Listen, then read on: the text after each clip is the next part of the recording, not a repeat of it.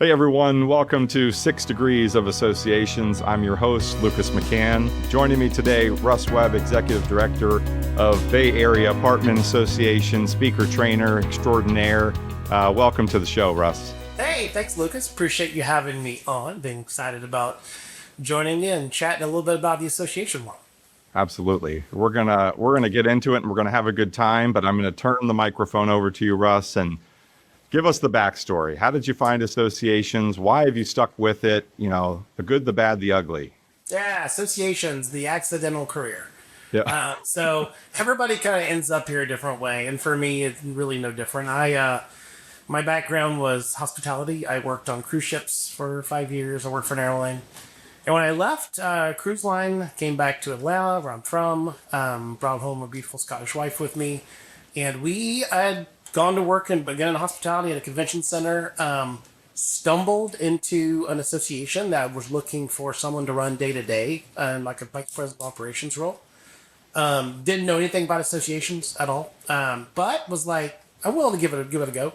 I thought I would do it for 3-4 years until my son was maybe old enough to get back in school and then to go back to hospitality. And almost 30 years later, still here. So I ran an association in Atlanta for 21 years. And then 6.5 years ago, I was lucky enough to be recruited by the Bay Area Apartment Association to move to Tampa Bay, the most beautiful part of Florida, and take over the Bay Area Apartment Association that had been run by an association management company for 30 plus years. I'm their first ever in-house executive director. Hired an amazing team. And again, the best part for me about associations is every day is different. I mean, nearly almost 30 years, I've never had the same day twice, ever. And for someone who maybe with a slight attention span problem, it's a pretty great thing. I tell our staff, for what it's worth, Russ, that impatience is a gift and allows you to do a lot of creative things day to day without getting bogged down. So just lean into that. I'm a believer it's a superpower. It is. It is an absolute superpower. Absolutely. So trial by fire in the associations. Tell us, some ups and downs. Give us some history here on maybe what you've learned. Maybe even a couple of stumbles along the way. Yeah, I think the number one thing is, we tend to want everything to always be correct or be right. And then we also have this thing in the association world where like everything always needs to be bigger. It's the biggest trade show. It's the biggest golf tournament. It's the biggest awards thing. Those are not necessarily the best. And we learned that. We learn from when we fail. You don't learn from when we do things right. When you do things right, that's an indication a lot of times for associations to just go check, move on to the next thing. And because of that, complacency is the enemy of innovation, truly. So we learn when something goes wrong. There are lots of times that things have gone wrong. But I'll tell you, one of the most amazing things that happened to me is I took over this association in January of 2020. So think about that date for a second. January of 2020. So I know it well. Yeah, so again, 2 months later, we had the zombie apocalypse happen, and the world shut down. But for me, it ended up being like one of the greatest things ever because we got to use COVID as a reset button for this association. To like literally say, let's try a bunch of new stuff. And if it didn't work, we'd be like, ugh, COVID. But if it worked, we'd be like, okay, that's a good one. That's a good one. Let's remember that. But yeah, you have to be willing to try everything. I think one of the things that a lot of association people do get worried about is if something does go wrong, what's my board going to say? What's the committee going to think? And how is this going to look? But if they're doing the same thing year over year, I can promise you that what they're thinking is it's the same thing you're doing year over year. It's the date of a copy and paste association is gone. Those days are past. The younger generations that are coming out, the Gen Alphas and the Gen Zs, they are not looking for their grandparents' association. They're not. They're looking for a different type of gratification. You're going to have to be able to provide that in the association world. And by doing that, you're going to have to change the way we've always thought about how associations are supposed to work. So not being afraid to fail is probably one of the most important things that an association can do. And I'd love to see more people be out there trying crazy stuff like me. Yeah. Be bold. Be different. Yeah. And there's plenty of executives who come in, I watch, and don't want to rock the boat. And I think the better question is, how should we rock this boat? Yeah, and I think another thing is you don't have to always remake everything, but sometimes things just need a little tune-up, Yeah. and we have to come in just don't just say we've always done this way since 1947, so we should continue to do it this way. Sometimes things need to tune up, and actually every year things need to tune up. Like, I mean, I talk to a lot of association execs that right after an event, I'm like, how many of you do like an immediate debrief after an event with your team and your committee? You talk about the way things went, and some of them will be like, well, we talk about it, eventually down the road at the next board meeting or whatever. I'm like, it's too late. It's out of sight, out of mind for a while. Our team does an immediate debrief, and we're all on the same page, just to try to figure out the things that went well. What can we have done better? And is this something that needs to be retooled, or is it something that needs to be set to the side for a while? And I think that one of the things that our association does kind of differently than a lot of associations is we have kind of like this interesting FOMO event strategy that we don't do the same calendar every year. We mix it up.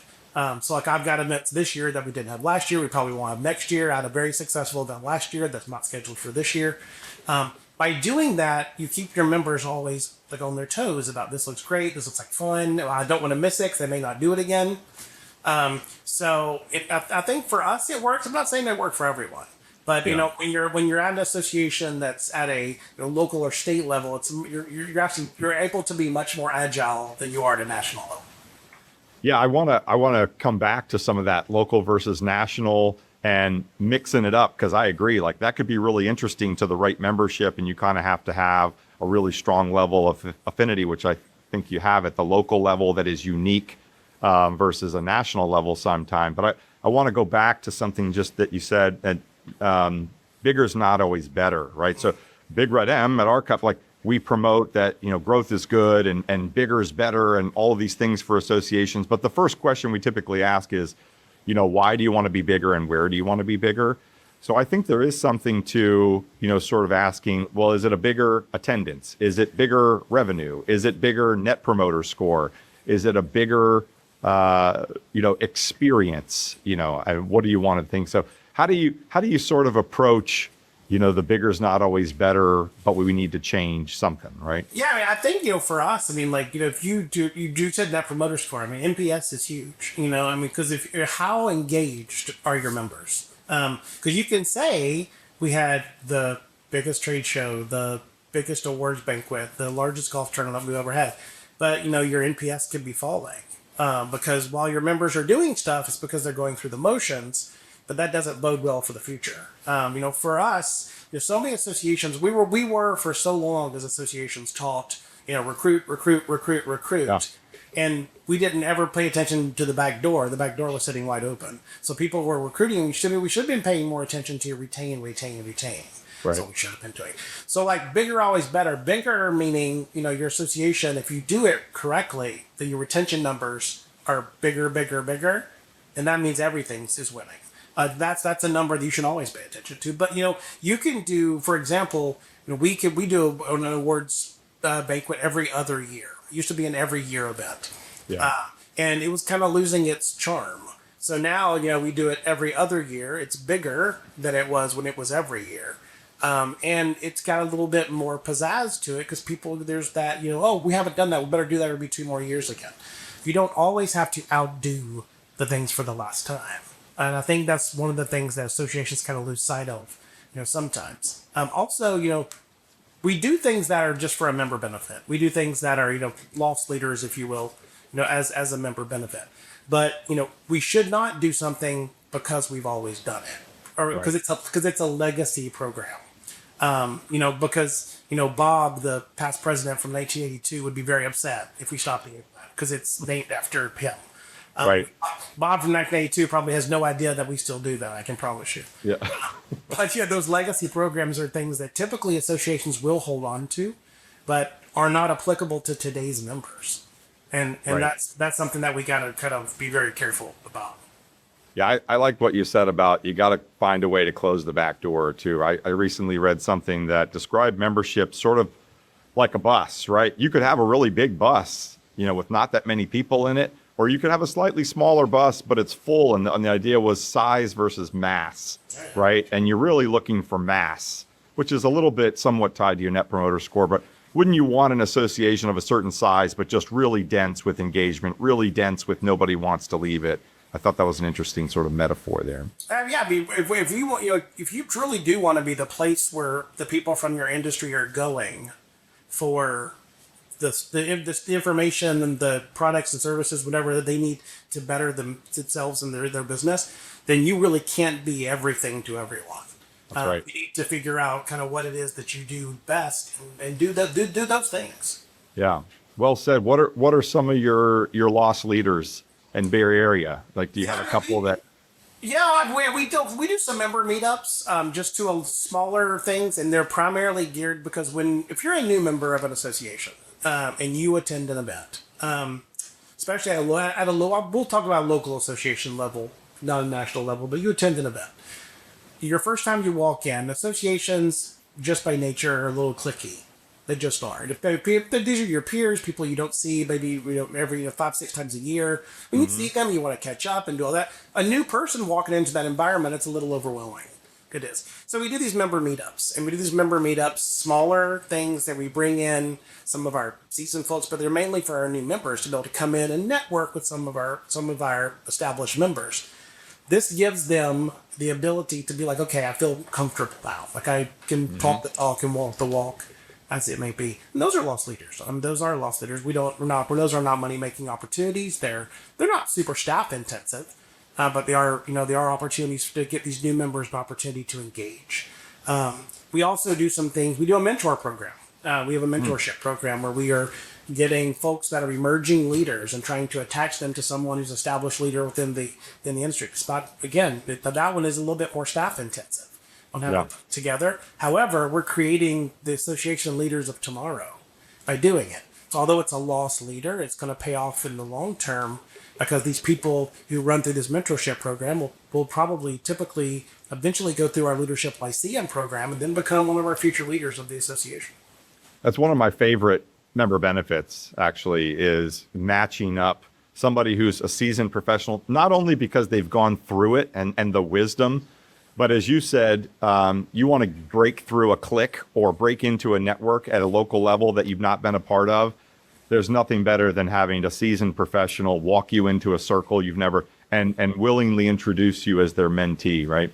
Yeah, and our members are, it's interesting, once they go through the program, a lot of them want to sign up again. Like I really enjoyed that experience so much, being a mentor, I'd like to do it for someone else. Yeah. And now we've learned a couple of our mentees want to be mentors because they work their way to that kind of through that process. And I think that, again, yes, it's staff intensive on that, but for the association and even for our industry, I mean, we're building the future by doing that. I think that's very important. And I think it's a big part of what associations are supposed to do. Yeah. I think you've really highlighted well there a specific advantage of a local association or even a state association, like the meetups, really knowing who the mentors and the mentees and having an opportunity to connect them and ideally in person. I think that's a real advantage of a closer knit, a local association. You know, what are some other things that you kind of put in that category of advantages at the local level? Yeah, I mean, I think we have a better touch point on our members than a national association would. And again, it's literally simply geography. Yeah. We get to see our members more regularly than a national association would. You will always have people that are heavily involved in a national association. And those are the people that aspire to be like a national leader or whatever. But when you look at the numbers, the numbers of people that are going to be involved in a local or state association are far greater ever that are going to be involved in a national and international association. Usually their only interaction with that big association is going to the annual meeting. And that's kind of it. Then they're one of 12, 15,000 attendees. It's just because there's a number in where with us, they actually know they're a name. They're a name, they're a face. We also have the ability on advocacy because we have such a great contact with our members. On the advocacy side, we know who to pick up the phone and call if we need someone to go talk to someone. Right. If we need someone, a constituent, to be able to come up there and give a story, we know these people personally. It's not like, let's pull the database for the people in zip code, whatever, and let's send out a mass mailing to those people. we actually know them. I think that's a big part. And then the last thing, is with committees, when you're on a local or state association and you're working with a committee, we are focused on what's happening right here in our backyard. Not what's happening on the other side of the country or what may be happening here one day. So because of that, our education, I think, is a lot more timely because we're dealing with the things that our members need right now today. Yeah. Is there anything you look over at the National Association and say, wow, they really have the upper hand there, or I wish we had some of that? And I'll just say money aside to pick that one off the table, right? They got big budget. The dollars would be nice. The Yeah. dollars would be great.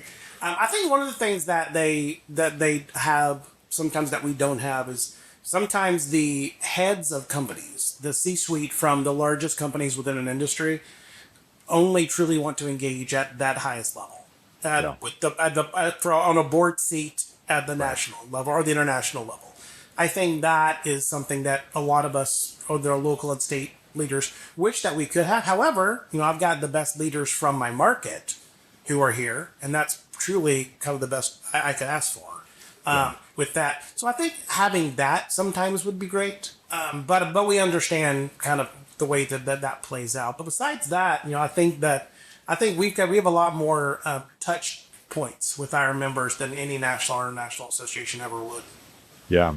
And if I wanted to, polish a shiny side of that disadvantage, if you will, it would be the local often can be the perfect conduit to getting to the people, right? I mean, who better than to reach out to you, Russ, and say, hey, I'm looking for somebody at national. Can you connect me here? Because I want to get that. Oh yeah, and for us, we're a federation, so when a member joins my association, we pay their dues to the state association and the national association. So we are their conduit to the national association because we are all independent, 160 independent apartment associations around the country, and by joining my association, we pay their dues to the national. So we are truly the conduit. The only way they can get involved. Yeah. Well, if I dropped a little bit of that National Association budget on you, let's say $100,000 fell out of the sky, do you have a program that you've been waiting to act on that you would kick right to the top? So it's funny. I was actually waiting for that eyedropper to come in, but it didn't. So we did it anyway. Well, good for you. Yeah. So our association, our industry is not unlike some others. That one of the main problems that my members are dealing with right now is labor. Labor shortages is gigantic, and specifically in the apartment world, it's the folks on the maintenance side, our service technicians, and the trades, as we all know, everybody's seen all of the news. The trades in general are not doing well. I mean, plumbers, electricians, auto mechanics, and because of that, our industry has trouble attracting people. And what ends up happening for any industry is when that goes like that, is they just end up hiring from each other to hire each other's people. And then that's not productive for anything at all. So we decided that we were going to, down the road, start a maintenance training academy. And we were going to bring people in from outside our industry who were maybe leaving the military or maybe just getting out of a trade school or maybe leaving high school or just wanting to look for some type of a career. People that were good with their hands, people that were maybe did the traditional 4-year college was not their right path. Right. So it was down the road for us. And then my board of directors, we went to them and said, we would like to do it now. And they are so forward thinking that they said, let's just make it work. So we rented a space. We have built out a full maintenance training facility with hands-on appliance repair and plumbing and full electrician and sheetrock repair and all the HVAC and smart home technology. And we built it all out, and the first class starts in about 2 weeks. There we go. Yeah. So workforce development is a very important part, I think, of what all associations should be thinking about for their industry.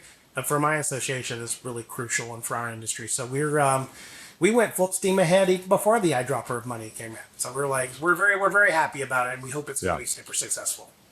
Well, also going back to the beginning of our conversation, what a great example of how impatience there became a superpower. I'm not going to wait for the eyedropper. I'm just going to go make it happen. Got to do it now. Well done. Gotta do it now, yeah, for sure. Well, workforce development, I want to ask you about professional development, right? So, I mean, I think there's an easy tie over there, just as you need to train people up in the trades, as you said, for your industry, the same for your staff. Talk to us about how how you approach professional development, how it weaves into your staff, your approach and perspective, all that. Yeah, thanks. I mean, I'm a big believer. I think that, we need to continuously improve ourselves and what we do. And the association world is interesting because when you start to look at what education is out there, it's like we got ASAE, we have our local SAEs, and then people are like, and that's what I have.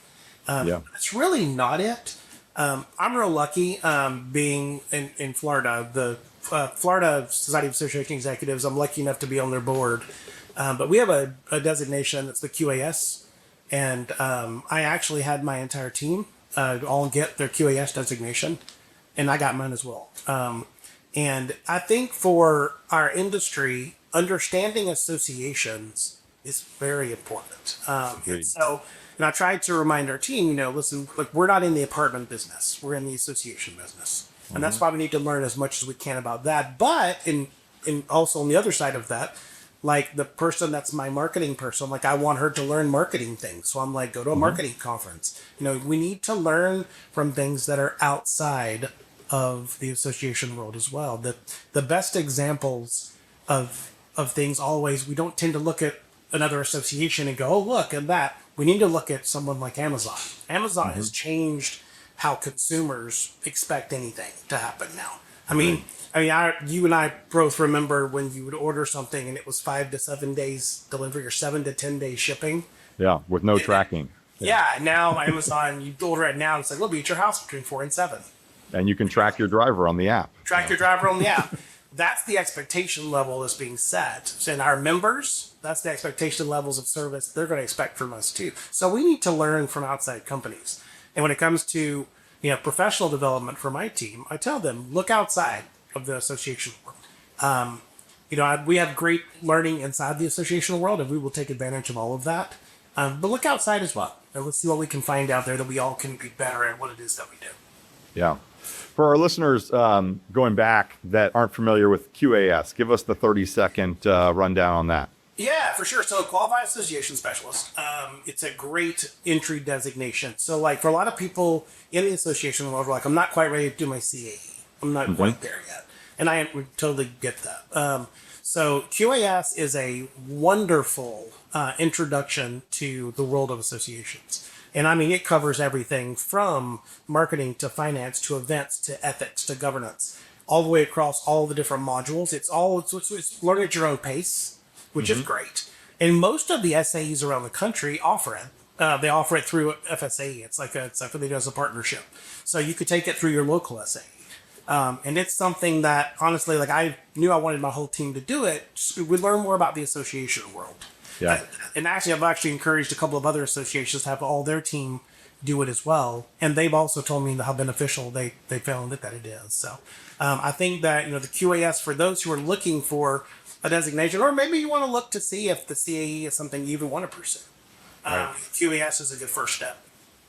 Yeah, I agree. It's a good couple of toes in the water there, and CAE light, if you will. And I've even heard more and more about the young professionals that are taking association management college level courses that are being offered that in different institutions. So yeah, I love that. We're gaining some notoriety out there, I'd like to think. Trying hard to let people understand that, this is a career. I mean, because again, we had jokes at the beginning about it being an accidental career.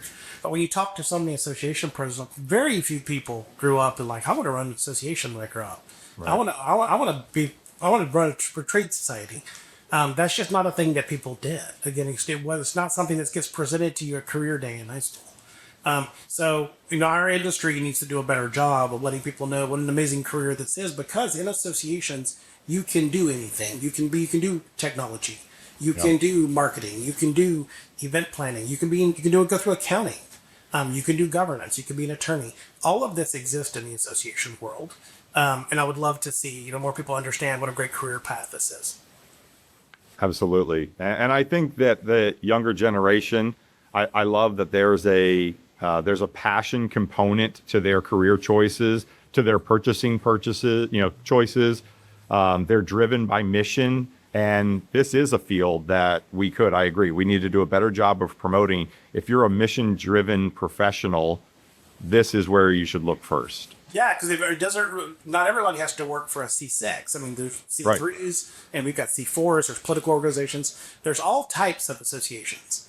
And all of us need good employees. And again, we're competing out there with the for-profits out there for fantastic employees. And sometimes those for-profits burn their people out so hard that when they do land in an association role, they're like, I never knew something like this existed.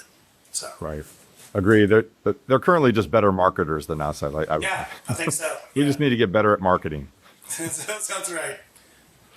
Well, let's switch gears, Russ. I want to talk about speaking and training. Where did that come? Is it just your personal passion to get on stage and tell people more of your story and educate? Or yeah. I mean, I think back a million years ago in college, studying to be a teacher, and always liked teaching and presenting. And then when I worked on a cruise ship, I was an entertainer. I was on stage with a microphone.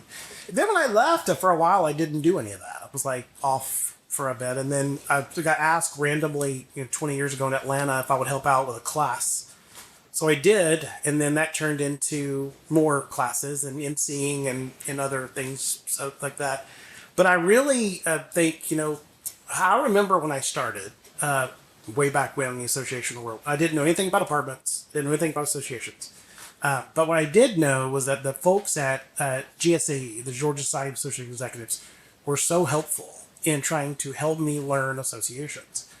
And so I decided that when I got to the point where I could get back to the SAEs, that's exactly what I was going to do, because it helped me so much. So I started speaking a lot for SAEs and trying to help out people in the association world. And then it just led to, things outside the association world. So I do a lot of training on it's kind of a array of everything, because I teach a lot of technology classes. I do classes on artificial intelligence. I do classes on emotional intelligence, so both sides of the ball there. I talk a little bit about empathic listening, talk a lot about relationships and leadership and how important they are. In addition to that, I do some strategic planning, governance reviews, board orientations, those types of things. But it's a passion. It's just a passion, helping organizations be better at what they do. I think that is something that is just probably one of the passions that I will always have. If there's any way that I can ever help an organization be better, that's kind of what I want to do. Yeah. Emotional intelligence, empathy, listening. I'm raising two teenagers who grew up, with phones and screens, and, the idea of the influence that they get this way, right? One way towards them, not as much outwardly. I watch them, and I watch just general surroundings, right? If I'm on the train, I'm on the plane, I'm at the airport. People don't converse. I think that there's a lack of practice in these areas that's going to become potentially very problematic, but it's just an observation at this point. So those type of seminars and teaching, I would just encourage more and more people to visit, to seek out, and to be a part of. So I think that's great work you're doing there, Russ. Well, thanks. Yeah, I think I get very worried that in general people are listening to respond as opposed to listening to understand. And I think that's going to become a problem more and more so as we go forward. And then, you and I talked about earlier, these distractions, right. And that's what they are. They are distractions. And, we need to spend time with people and understanding. And my son will be 30 in September. And, I've told him forever ago, when we talk to someone, it's talking, it's not talking. Right. This is how we actually, and we need to be able to converse, and to text, and the text doesn't understand, context. So we should be able to have real conversations with people. And by doing that, we become better. We become better at being in touch with other people. And I'm not saying everyone has to be an empath.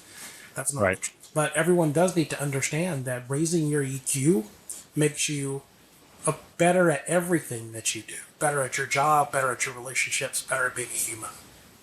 Yeah.